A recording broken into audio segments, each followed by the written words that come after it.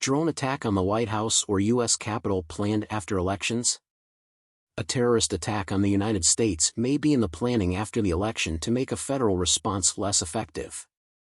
This is a scary likelihood mentioned by one of the most knowledgeable attorneys and leaders in the global aviation industry, Paul Hudson. Mr. Hudson referred to a new report by key House Republicans emphasizes the need for a strong response from the Biden administration to counter the immediate threat posed by foreign terrorist groups like the Islamic State, Al-Qaeda, as well as Iran-aligned forces such as Hezbollah and Hamas, to the security of the American homeland. 91 million foreign visitors are expected in the United States by 2026, making the travel and tourism industry an important export and money earner. As the world saw on September 11, 2001, and as it has seen during COVID lockdowns, travel and tourism prosperity depend on nature, diseases, and safety and security. Of course, this sector's resilience has been enormous, and the urge for people to explore the world will not vanish. All stakeholders, including consumer advocate organizations, should be part of the discussion to prevent such threats. According to outspoken Paul Hudson, founder and president of Flyers Rights, threats against the United States and aviation would more likely develop after the November 8 U.S. election, not to hurt Vice President Kamala Harris's election chances. Flyers Rights is the nation's largest airline passenger advocacy organization, with over 60,000 members and supporters. iturbonews.com. Likely targets could include mass gatherings such as concerts and sports events, crowded airports, U.S. officials and embassies, mass shootings, and hostage takings. Such attacks had been carried out before, mainly in Europe. Swarm drone attack on the Capitol or White House. There is also the possibility of a swarm drone attack on the Capitol and White House, as cheap armed drones are now readily available and used routinely in the Ukraine war and the Middle East.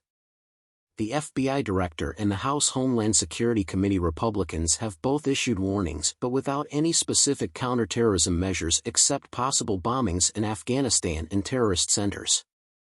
Hudson says, "In my tenure as a member of the FAA/TSA Aviation Security Advisory Committee ASAC, 1997 to 2007, there was no discussion of possible suicide aviation hijackings that led to 9/11-only bombings. Airline passengers are not represented. Currently, airline passengers in the United States are not represented effectively on the ASAC, the Aviation Security Advisory Committee. Established in 1989 after a terrorist attack on Pan Am Flight 103, the Aviation Security Advisory Committee advises the TSA administrator on aviation security matters, including developing, refining, and implementing policies, programs, rulemaking, and security directives pertaining to aviation security. The committee comprises individual members representing private sector organizations affected by aviation security requirements. The Aviation Security Stakeholder Participation Act of 2014, enacted on December 18, 2014, makes the committee permanent. The committee typically meets 4 times a year and holds a meeting open to the public once a year. Airline passengers and their advocate organizations are not represented. The TSA Administrator for the Transportation Security Administration, a U.S. security agency that was created after the 9/11 attacks to protect the transportation systems in the United States, has ignored or declined all meeting requests with airline passengers or public interest group representatives concerned with terrorism.